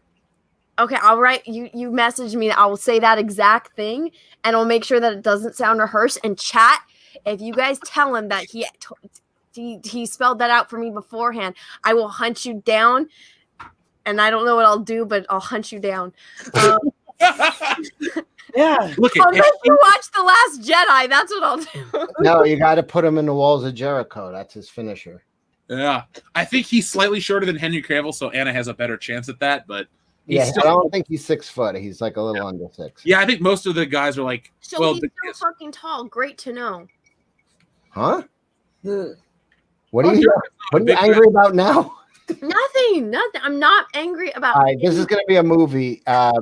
Anna has to go on a mission to make Jericho Jeff's best friend, and Jeff has to get Henry Cavill to date Anna. This sounds like a sequel to Stealing Solo. This kind of does, actually. Oh my God, Jeff, can you please just draw? Maybe that should be your whole point. Me and Henry Cavill and him just seeing me, and then I'm like, I'm sorry, I'm with Peaches, and then Cecil comes up and he's just like, fuck you, Anna, I got Peaches, and then I'm just like standing there and I'm like, I have Henry Cavill on one hand, but then I also have to kill Cecil. So I have like my phone and I'm just like, wherever you are. The Anna Henry Cavill movie's already been done. It was called What Misery. I'm hearing is that what Anna needs in her life is for Cecil to actually run away. No, you're gonna do the so that Liam she Neeson can where, like, happily marry I'll find that you Henry and I'll Cavill. kill you because I need peaches because I love peaches. Henry Cavill's hot, but what if he's fucking stupid? Like that's the problem. But what if he's That's the best in a person that's Exactly. older? scenario. All First that. of all, he builds computers. Come on, he's not dumb. Yeah, he's part of the Okay, piece. but he could have just been reading a manual. They don't show that they don't work. They don't. Yeah, but like even reading a manual, you still have to have some acumen for that. Like I'd still fuck it up trying, even if I was reading a manual. So. He's I just know soldering he shit did. He put together. something in upside down. So I'm just like, Peaches would have gotten it right on the first time. I think you're just telling yourself that to make him like. I think she's worried that Peaches is listening right now. Yeah. No, I told Peaches, I was like, you got Penelope Cruz, I got Henry Cavill. We're all good. That's his one, Penelope Cruz. Yeah, he loves Penelope Cruz. That's his lady. Interesting. Why Interesting. is that interesting? No, it's funny. I mean, interesting. It's interesting to hear what everyone's one celebrity would be. I mean, I like Well, mine used to be Antonio Banderas, but here's the problem with all of the guys that I'm into. They're either like in their 60s now, or they only like blondes or black women, and I'm like, I am neither of those things. So you're telling me you like Robert De Niro? Is that what you're subtly trying to tell us? No. I'm saying I like George Lucas and Antonio Banderas and David Bowie and look You at realize George Lucas has had David white wives Bowie before. is dead, so that's kind of Don't remind me, Jesse. Like, the I David know, but I was watching Labyrinth and I'm just like, I'm not rooting for the main character, and this bitch is stupid. She should have stayed with David Bowie and his Goblin Kingdom. I will say, you know, she brought up Labyrinth. In her prime, Jennifer Connelly, like from the Rocketeer, would have been my Henry Cavill. She was the top. Yeah. She was the top of the top. The Rocketeer Jennifer Connelly is just about as perfect as it gets. Yeah, that or career opportunities. I can't decide some days. No, Rocketeer, because she was at least wearing like those evening gowns, and they dressed her up every other scene. That's true. That's a good movie that really flopped. That's one of those Disney movies where I'm like, shit, I kind of wish you would have made a bunch of money on this one because I love The Rocketeer. Yeah, but the guy playing the Rocketeer wished that too. Yeah. You know what was sad is Dave Stevens, the artist who created The Rocketeer, he had such a horrible death from cancer. And that was kind of like the legacy of the legacy of the Rocketeer is kind of like it was a flop of a movie and no one talks about it. But the dude was one of the best artists ever. Yeah, he drew the best women. Like he's my favorite artist for drawing women. Oh God, yeah, he's great, dude. He single-handedly helped Betty Page get a lot of her royalties back and shit, and really start that Betty Page renaissance of the late '80s, '90s. Yeah, Dave Stevens is shit, and he did a lot of sci-fi stuff, and yeah, he was good. Sucks that he went out that way. You know, that's a great conversation lifter. You guys want to talk about something that's not depressing? Henry Cavill. Is it Henry Cavill's ass? Yeah, it is. That's not depressing because, okay, we were talking about this. Jeff, okay, you watched Game of Thrones, right? No, yes, I have with you the one time. Oh my gosh, yeah. So yeah, and you were on your phone the whole damn time. So Jesse, then, we're both ladies that like men. Okay. Who was the hottest chick on Game of Thrones? I think what's her face, Cersei, was probably the most attractive woman overall. I'm trying to think. I don't pay attention to the women. I don't think about that at all. I'm like, I don't know. I mean, know where you're going with this, Anna. She's working up to an insult towards me. I 100% am, because Cecil. Wait until you hear Cecil's pick, because when I was watching it, I'm like, oh yeah, Dany's pretty. She's got like the pretty costumes, especially when she gets Danny, right?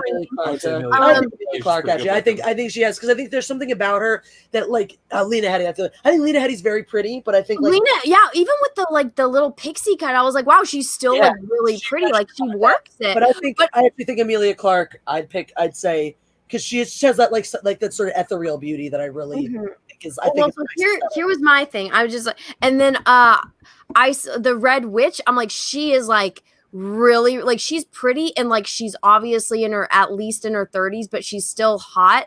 For a woman. But made it all the way to her 30s and it's still hot. How did she do that? I know, right? Women age terribly in California, Cecil, because when they start looking like they're in their 30s, they have it's like wow, plastic surgery. But no, like she was really, but you could, that's the thing, it's like Danny is obviously very young, but you could still tell that she like is, you know, she's the Red Witch is pretty, right? Okay, so that in my head, I'm like, wow, she's like the prettiest one. And then you see that she's an old hag, and I was like, what the fuck was that? But which was a great twist. Guess who Cecil thinks is the hottest chick in that show? Old hag version of the Red Witch. No, fucking wildling. Great answer. The wildling chick that Ramsay stabs in the neck. Tonks from Harry Potter. Who? Osa or Ola or whatever her fucking name is. Yeah, Osa or something. Oh shit. I mean, I guess Cecil likes mousy chicks. Like she's just, that's how she's not ugly, but like she is like the she's very very strange. But then okay, one word I'd use for her is mousy. She's very mousy. I don't know. She's not too much around to be mousy. In that show, she does. I forgot why I brought this up. It had to do with something completely different. You want me to pull up a picture? Oh my god, I totally remember what it was. Okay, so how I changed the topic with Henry Cavill's ass. Okay, so you know when you see a celebrity or like a person in real life and they're super fucking hot, and then they get naked and it's like, oh my god, put your clothes back on. I just feel like this character. She always, you know what I'm talking about? She always looks like Kitty with like a little. No one in real life. Sorry, we're looking at this actress. Yeah, she is kind of tomboy. Jesse, I usually dated strippers, so I usually know what I'm talking about. When somebody's super hot and then you see them naked and it's like, oh my god, your body's disgusting. Put your clothes back on. Yeah, well, when I see that look on a girl's face, I go, too late. Okay, well, so the chick that played Marjorie, she was really pretty. And then that one scene where she's trying to seduce her husband, but he's gay, and she takes her like top off. I'm like, yeah, no wonder he's gay. Like she's got the weirdest looking boobs. Who has the weirdest looking boobs? Marjorie Tyrell. I forgot the actress. Let's Google this right now. Marjorie Tyrell. No, and that was one of the ones that all the guys were like, yeah, that's the hottest one. And I was like, are you kidding me? Like she had the weirdest boobs. She does have it. No, she is for sure mousy. She is very mousy. This, I think you'll. Oh, Natalie Dormer? Like a mouse. I guess that's who that is. That's who that is. She's in a bunch of shit. I don't. Natalie Dormer was my number 2 pick for the hottest chick on Game of Thrones. I know, and it's like got weird tits. Yeah, I just remember seeing that. I'm like, now I understand why your husband's gay. But I mean, she's got a really pretty face. I don't think that's how gayness works. Such a good actress, but it's just like no. Yeah, no, her weird tits made her husband gay. That's exactly how it works. Not how gayness works, but I know I'm being sarcastic, guys. It's a joke. We're just teasing you because it's funny. Okay, good. Don't worry, we know. I've been the drinking, and I'm not. I don't even know if my sentence. I've been the drinking. She did say that. I've been the drinking. Maybe it is time to say goodnight. I didn't realize we do have to go pick up a few things from the store before we get our Rosh Hashanah dinner started. So, what are you guys gonna eat? We have. We just have some. We have like basic dinner foods, but the traditional foods are apples and honey and challah. You dip challah. Are we going to tell them the real story though of why we're having this dinner tonight instead of what we were going to have last night? I got to step away for a few minutes. Hold on. Of course not. All right. Cecil, I think we might be getting ready to say. All right, bye everyone. I'll talk to you in a little bit, Anna. Thanks for having me on, guys. Fun time. Thanks for being here, Cecil. All right, bye. All right, bye everybody. Thanks for joining us for this week's boys stream. Yeah, it was as successful as last week's. It was super entertaining, though. Yeah, it was a great show. Always a fun time. Anna, have a wonderful evening. Be safe. Don't drive. You know what? I'm not gonna drive, but I feel like I should do something, and I really don't want to draw because I've been drawing all day. Go stream with Cecil. Sounded like he was game. Yeah. Maybe I'll do one on mine, but I'm just not gonna have my camera on. Yeah, why not? Ooh, Allison Brie. But yeah, it sounds like you've been working hard all day. It's the Jewish New Year and it's Shabbat. I don't. Oh my gosh, I'm not Jewish. Am I allowed to celebrate a Jewish holiday? Oh, yeah, I am. I'm not Jewish at all. Absolutely, you are allowed to celebrate. You're an honorary Jew right now, Jeff, because you live with Jessie and you love her, and you're probably going to have a Jewish wedding. So you're an honorary Catholic then? How am I an honorary Catholic? Not me. He's like, I'm looking at her. No, she's an honorary Catholic then? Because he's just Catholic. No, but seriously, yeah, look, use it as the Jewish people are welcoming, loving, accepting of all people.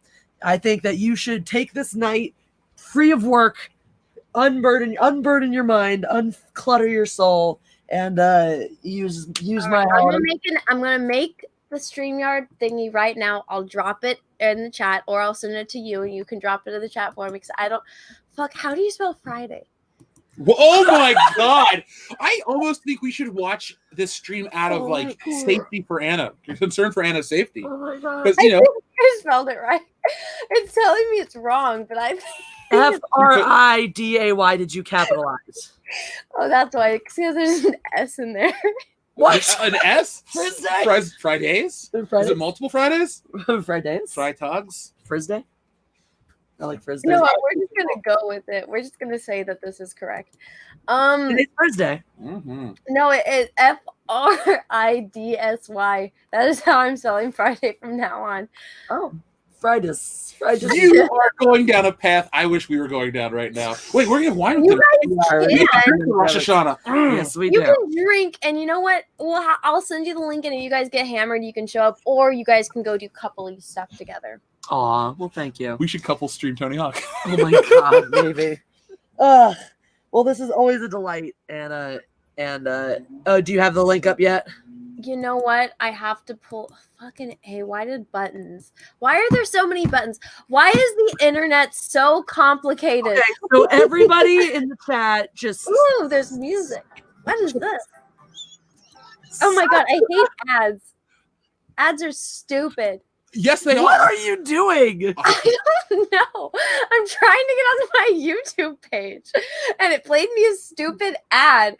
Oh my god, Jesse, our stream we didn't talk about anything. We didn't show any pictures or any fucking thing. Nope. It got copyright claimed. And I was like, what the fuck? I didn't, and it won't show me what we got copyright claimed for. I'm like, because I didn't show anything, you cunts. Yeah, Billy Butcher. He's coming out. There's Okay. a Billy Butcher in all of us. There is. I was really drunk and I could not fucking remember. Is that dude Australian or British? Australian. Okay, I thought that, but I wasn't. actually- Okay, I got the link for the damn stream. Officially, he's New Zealand. He's a Kiwi. Yeah. Okay, I'm sending it in this private chat because I don't have this stream pulled up. If you guys could drop it in the chat, if you guys want to come over, I'm just gonna press the play button when this stream ends after I say bye to Jesse and Jeff. Isn't that funny that both of your names start with J? It is. is. It's Have you hilarious. guys talked about that? Like together, you guys are like JJ. We have, Like Jonah Jameson, the greatest newspaper man of our time. but yes, we have noted that. I think it's funny too because my siblings are both J names. Did your parents do that because they wanted a match? How did it come up as the StreamYard one? Even though you copied it. Oh Wait, no, did I copy the wrong one? Okay, here, let me get No, it. you didn't. That's what I was saying is weird. I swear to God. Did it I was just send the link to this stream? You might have. I did. Okay, here's I the want to get the copy post her link. Okay. That's what you're supposed to do. As I found it. Here's the actual one. There's the link to my stream. No, you gave the right link. Jeff just posted the invite to this stream by accident. So there's the link. Everyone hop over to Anna. Enjoy her all night. We're going to go enjoy our holiday. And yeah, thank you for being here. Did we even talk about the boys? No, yeah, not once actually, ever. not a single time tonight. Oh my god, I feel Yeah. bad now. No, we did. Anna, we did. Anna, we We're talked just about like the talking whole about episode. You talked about the boys too. What did I say?